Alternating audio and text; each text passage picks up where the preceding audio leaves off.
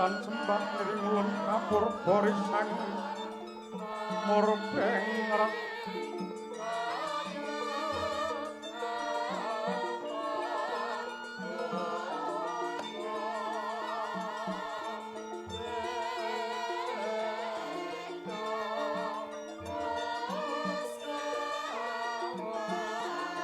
sahanane kang jan kanang sing kasih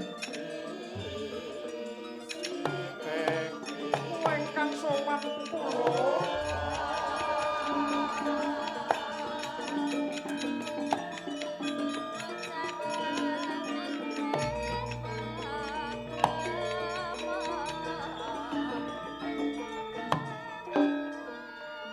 astung para sidang sekaring bawana langgeng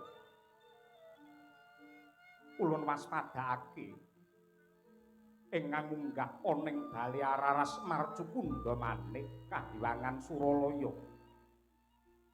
iki widodari saka Kahiwangan Dandang Mangore Bathari Durga padha winantu Basuki anggen musuwan Permuni tobat awit saking berkah pangestu paduka Sang Adi Bukulun Sang Hyang Jagat Pratingkah Sang Hyang Bathara Guru lulus raharja sowan kula mboten wonten alangan setunggal menapa mboten langkung sembah pangabektinipun ingkang abdi konjo wonten sandhap cenila paduka Sang Hyang Bathara Guru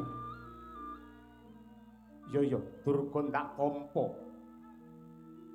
sakwise jeneng kita satata lungguh mara gagi babarna kang kanthi tetela wayah dudu wayahe jeneng kita munggah ana ing Kahywangan nggih kalilan matur sisip nyuwun gunge samudra pangaksami yektosipun paleh-paleh menapa anggen kula cumantaka lan murang tata minggah wonten ing Kahywangan Suralaya sopan wonten ngarsa paduka Sang Adi Pakukulun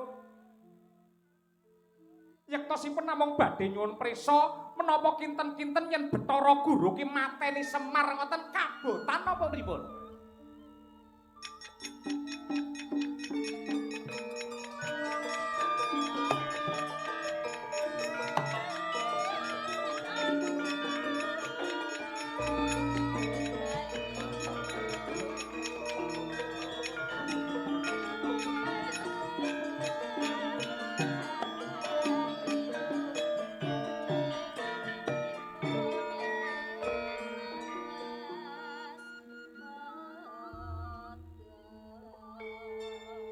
dhisik Durga.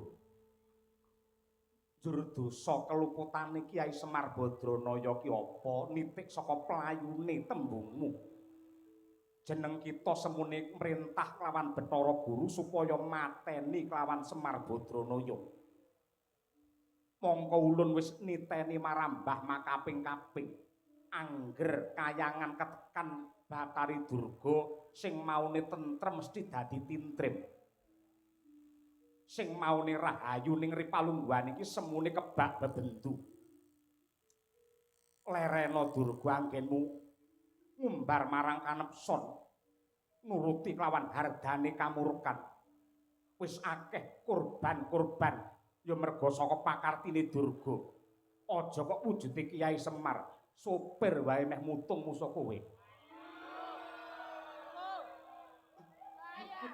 Kok ning endi kok menapa? Bangeten. Diwene kreta apik malah geger dhewe ora. Jaluk didol neh apa piye? Kula menika mawi dasar, kula menika mawi waton. Mboten namung delangap-delangap waton ngucap. Dasari apa semune kowe merintah kelawan ulun supaya mateni Kiai Semar? Menapa kinten-kinten paduka mboten kulak pawarta